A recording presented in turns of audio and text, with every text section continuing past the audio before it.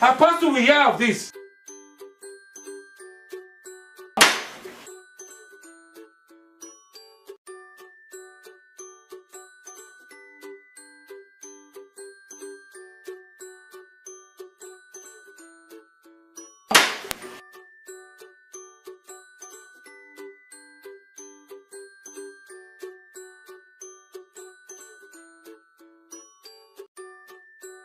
Slap un peu.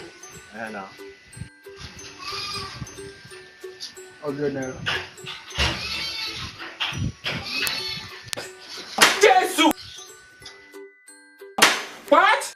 Oh! Forget about my PSU. I be undercover soldier. And where you be? Oh, guy slap me, no give me money. Phone card?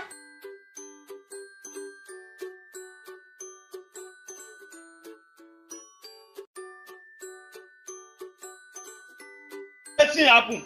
Give me money if you want slap. That I first slap now. You dey craze, give me money. No, I first slap. Where I slap him, make we dey look am. So they come here slap sef. We no see anything. Where I slap.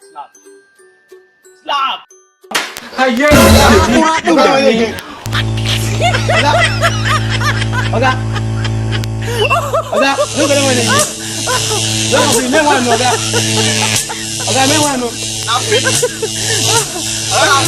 ha ha!